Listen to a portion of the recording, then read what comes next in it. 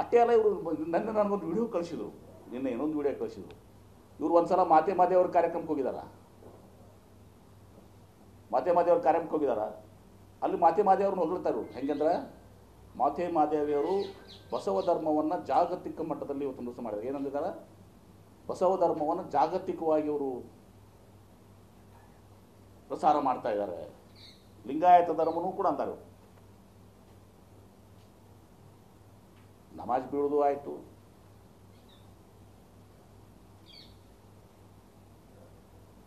ಓಟಿನ ಆಶೆಗೆ ಅಂದು ಮುಸಲ್ಮಾನರು ಓಟ್ ಬೇಕಾಗಿತ್ತು, ಅದಕ್ಕೆ ನೀವು ನಮಾಜು ಬಿದ್ದೀರಿ, ಟೊಬಿಗೆ ಹಾಕೊಂಡಿರಿ, ರಗಡೆ ಎಲ್ಲ ವೇಷಭೂಷಣ ಆಗ್ಯದ, ಎಲ್ಲ ಹಾಕೊಂಡಿದ್ದೀರಿ, ನೋಡಿದಿರಿ 3-4 ಫೋಟೋಗ್ರಾಫ್ಸ್ ಇದಾವೆ. ಈಗ ಹಿಂದೂ ಓಟ್ ಸಲುವಾಗಿ ಯಾರನ್ನೋ ಪ್ಲೀಸ್ ಮಾಡಕ್ಕೆ ಮಾತಾಡ್ತಿದ್ದಾರೆ. ಆದರೆ ಅದೆಲ್ಲ ಮುಚ್ಚೋಗಾಗಿಲ್ಲ. ಅದು ನೀವು ಟೊಪ್ಪಿಗೆ ಹಾಕೊಂಡಿದ್ದು ಎಲ್ಲ ಮಾಡಿದ್ದು ಅದೇನೋ ಮುಚ್ಚೋಗಾಗಿಲ್ಲ. ಇಲ್ಲಿ ಎಲ್ಲ ಇದಾವೆ, ಜನ ನೋಡಿದಾರೆ. ನಾನು ಕೂಡ ಇದ್ದವನೇ ಅವ್ರ ಜೊತೆಗೆ. ಅದಕ್ಕೆ ಯತ್ನಾಳ್ ಅವ್ರಿಗೆ ಬಾಯಿ ಬಿಡುವ ಸಂದರ್ಭದಲ್ಲಿ ನನ್ನ ಮೇಲೆ ಈ ಥರ ಬಾಯಿ ಬಿಟ್ಟರೆ ಮತ್ತು ಅದು ಸರಿಯಾಗೋದಲ್ಲ. ಒಂದನೇದು. ಎರಡನೇದಾಗಿ MB ಪಾಟೀಲ್ ಹಿಂದೆ ಭೂ ಹಗರಣ ಮಾಡುವಂಥವ್ರು ಅದಾರ ಅಂತ.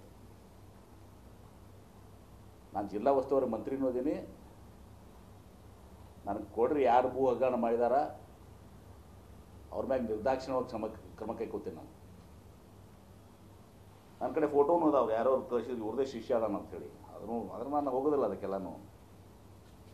ಯಾವನಪ್ಪ ಇವನು ಜೀತು ಚವ್ಹಾಣ್ ಅಂತ ಭೂತ್ನಾಳ್ ತಾಂಡ ನಾವು ಯಾರೊಬ್ಬವ, ಇವ್ರು ಕೂಡನೇ ಅದಾವಲ್ಲ ಫೋಟೋ. ಇವನೇ ಮೇಲೆ ಕೇಸಸ್ ಇದಾವೆ ಭೂಗಣ ಮಾಡಿದ್ರು. ಆಮ್ಯಾಗ ಇಡೀ ಜಿಲ್ಲೆ ಜನತೆಗೆ ಗೊತ್ತದ, ನಾ ಯಾವತ್ತೂ ನನ್ನ ಜೀವನದಾಗ